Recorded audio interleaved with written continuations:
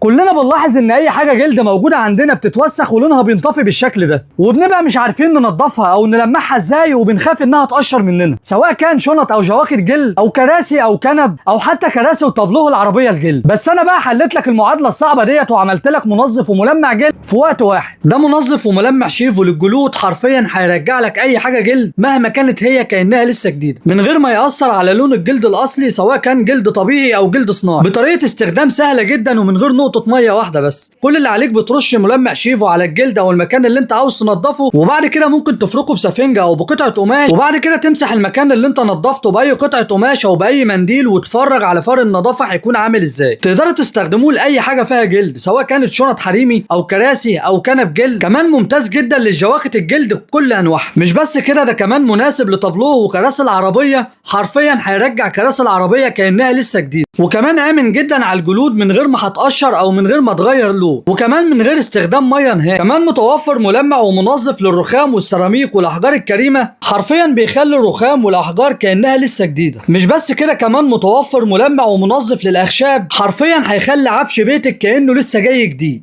تقدروا تطلبوه من خلال الويب سايت بتاعنا او من خلال رقم الواتساب، ولو هتاخد الثلاث ملمعات مع بعض عامل لك عليهم عرض جامد جدا ب 320 جنيه بس، هيوصلك لحد باب البيت ومتاح شحن لاي مكان في مصر.